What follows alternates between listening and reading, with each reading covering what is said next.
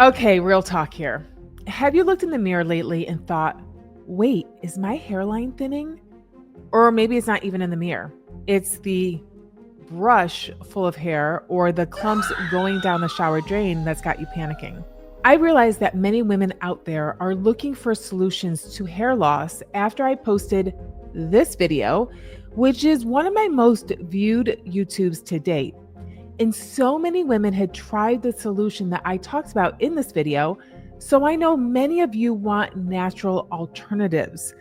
And here's the good news. There is a reason behind it. And yes, you can regrow your hair naturally. Let's talk about what's really going on beneath the surface.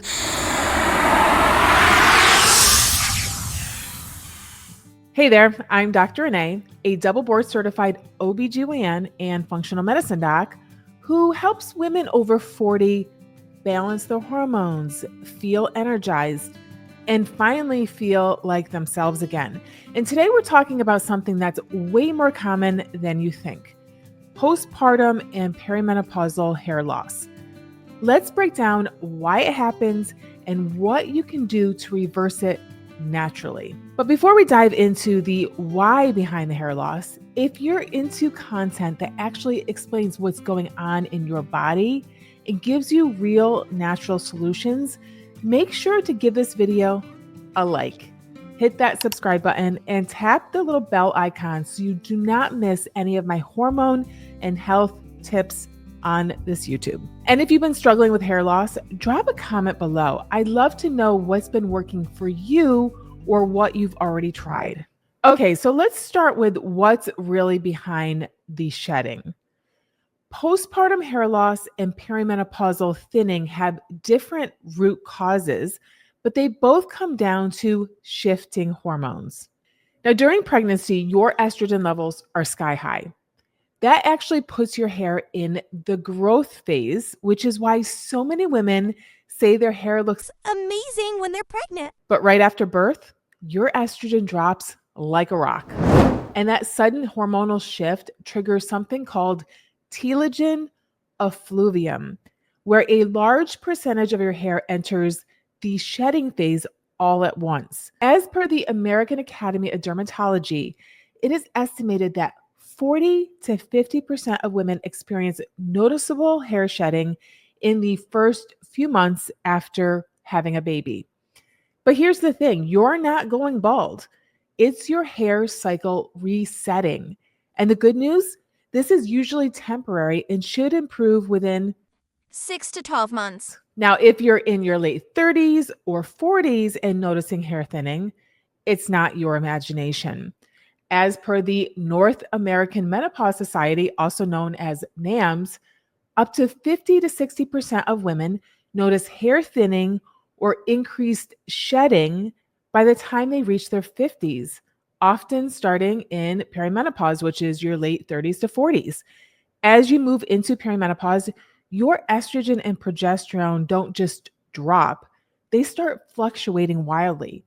Some days they're high, other days they crash, and that hormonal chaos can trigger increased sensitivity to androgens, especially DHT or dihydrotestosterone. Now, DHT is a more potent form of testosterone. And even if your testosterone levels aren't technically high, the loss of estrogen makes your body more sensitive to it. The result? DHT binds to receptors in your scalp and shrinks your hair follicles over time.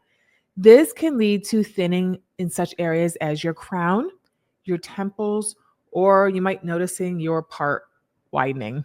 And what if you're younger and suspect or already know you have a condition called PCOS, which is also known as polycystic ovarian syndrome? Well, hair loss can absolutely be a symptom of PCOS, especially if your testosterone or DHT levels are elevated. In this case, it's not just about hormonal fluctuations. You may actually have too much androgen in your circulation.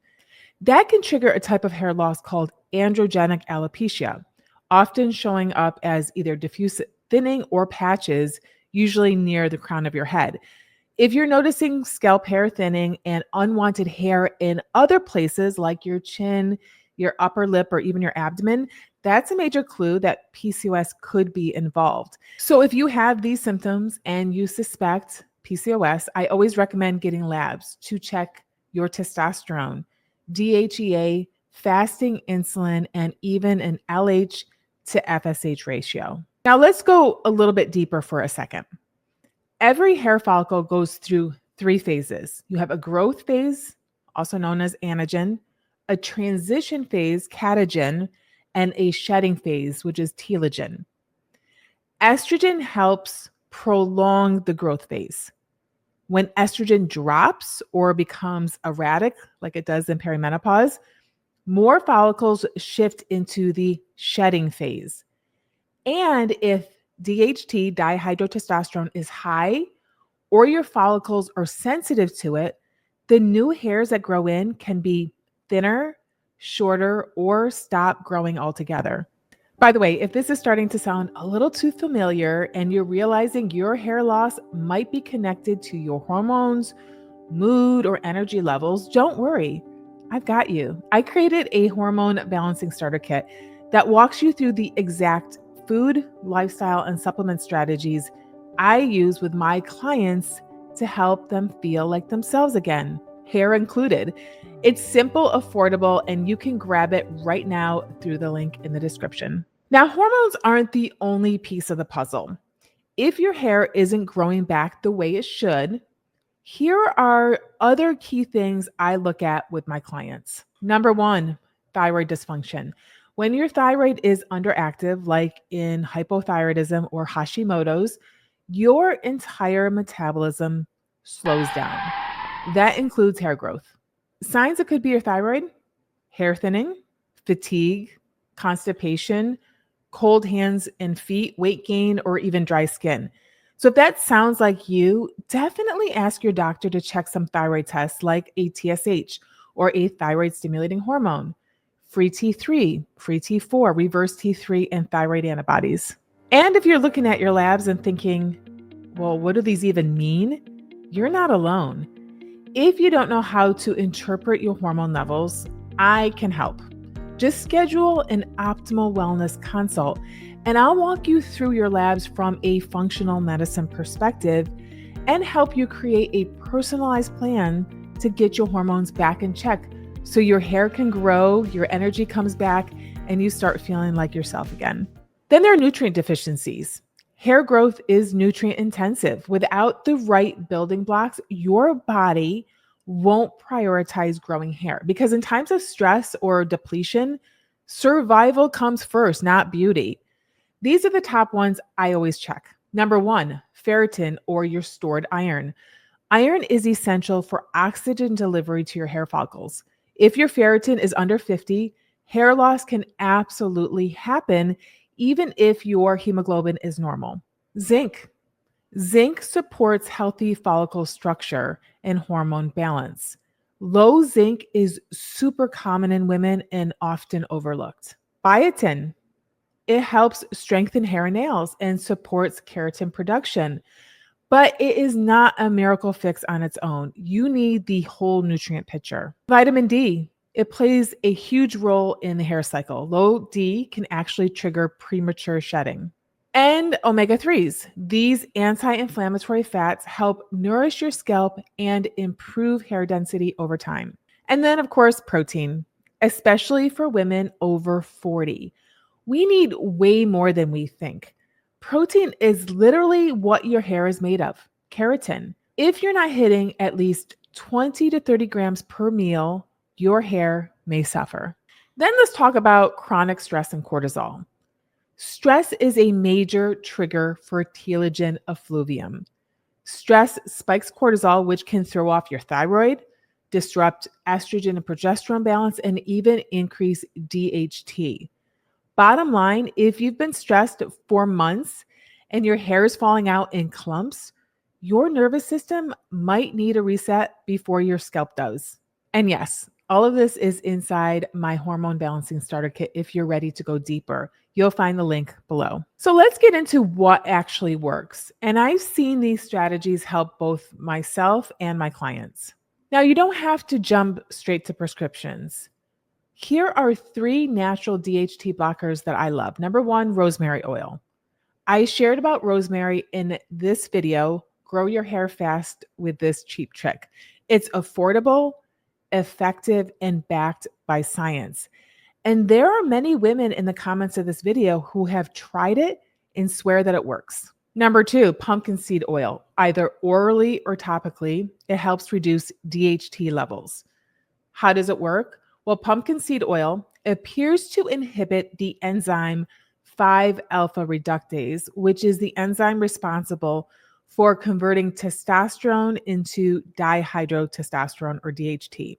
And remember, DHT is the primary hormone that shrinks hair follicles in people who are genetically sensitive to it, leading to thinner hair and hair loss over time. So by inhibiting this enzyme, pumpkin seed oil helps lower DHT levels, which may slow down hair loss, promote regrowth in areas like the crown and temples, and improve overall hair density. Next, we have saw palmetto. This works by one of the same mechanisms as pumpkin seed oil in that it inhibits 5-alpha reductase, which is that enzyme that converts testosterone to DHT. It also reduces DHT binding at hair follicle receptors, especially in areas like the crown and temples. And it has anti-inflammatory properties, which may protect the scalp and follicles from inflammation. I've had clients regrow significant hair just with these. So now let's talk about how to support your thyroid naturally. I focus on 3 key nutrients: selenium, zinc, and iodine. Now, here's why they matter. Selenium, I usually recommend 200 micrograms daily. It helps lower Hashimoto's antibodies. It supports the conversion of T4 to the active thyroid hormone T3, and it protects your thyroid gland from oxidative stress. Think of it as both a protector and an activator for your thyroid. Then we have zinc. You're going to want to aim between 15 to 30 milligrams daily. This nutrient is crucial for the enzyme that converts inactive T4 into active T3, which is the form your body can actually use. Zinc also supports your immune health, hair growth, and helps regulate the HPA, or hypothalamic pituitary adrenal axis, which is your stress response system. This in turn can impact your thyroid function too. And remember, if you take zinc long term, you're going to want to pair it with copper. And then we have iodine. Now, this is one that you're going to want to proceed with caution. Iodine is essential for making thyroid hormones. Your thyroid literally can't function without iodine. But if you have Hashimoto's or other thyroid autoimmune conditions, too much iodine can make things worse. That's why I always recommend checking with your doc before starting any new supplements and testing before supplementing, and only using it if you're not immune and you are truly deficient. Now, you can't grow strong, healthy hair without the right materials, period. Your hair is made of protein, but it also needs key vitamins, minerals, and fats to grow, thicken, and shine. These are non-negotiables if you're serious about hair regrowth. First up, we have biotin and collagen. But first things first, biotin alone is not a magic fix. Despite what the supplement aisle wants you to believe, Most people aren't biotin deficient. and unless you are, loading up on it won't suddenly bring your hair back. That said, biotin does play a role in keratin production, and it can be helpful if your levels are low or if you're not getting enough through food. Now, collagen, on the other hand, provides essential amino acids to support your scalp, skin, and the structure of each hair strand. And then we have vitamin D. Low levels of vitamin D are directly linked to hair shedding. It plays a role in the creation of new hair follicles and helps regulate the hair growth cycle. You're going to want to aim to keep your vitamin D levels above 50 nanograms per milliliter. Then we have this little superstar, omega-3 fatty acids. These healthy fats help reduce inflammation around the hair follicle, support scalp hydration, and may improve hair density. So if you're dealing with a dry, flaky scalp and hair loss, omega-3s are a must. And of course, ladies, protein at every meal. Hair is made of keratin, a type of protein. If you're not consistently eating enough high quality protein, especially as we age and are over 40, your body will prioritize other functions over growing your hair. So think 20 to 30 grams per meal minimum, including things like chicken, fish, legumes, eggs, collagen, and protein powders. They all count. Okay, sufficient nutrients or the appropriate nutrients are only part of the story. Your scalp health and your stress levels matter just as much, if not more, than what's in your supplement stack.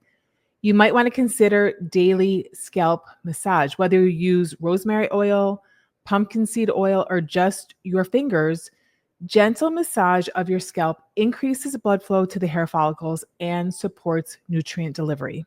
Next, we have this little gadget, a derma roller. So you might want to consider derma rolling or microneedling using a 0.25 to 0.5 millimeter derma roller. Now, it might sound a little intense, but it's actually a well-studied technique for stimulating hair follicles. When done gently and consistently 1 to 2 times a week, it can increase circulation, boost collagen, and even enhance how well your scalp absorbs oils like rosemary or pumpkin seed. And then you're going to want to manage stress like your hair depends on it, because it does. Chronic stress increases cortisol, which can trigger hair shedding and disrupt thyroid function. Incorporate daily stress reducing activities like walking outside, doing breath work, or just taking breaks, because no supplement can outwork a fried nervous system. And if you want to dive even deeper into how your hormones might be affecting not just your hair, but your mood, energy, and weight, grab my Hormone Balancing Starter Kit. It's a simple, affordable way to get started. Inside, you'll find my favorite food, lifestyle, and supplement strategies that help get your hormones back on track. The link will be in the description. And if you want a full breakdown of my exact supplement routine for hair growth, drop a comment below and I'll make a dedicated video just for that. And with that, we'll see you right back here next week. Ciao.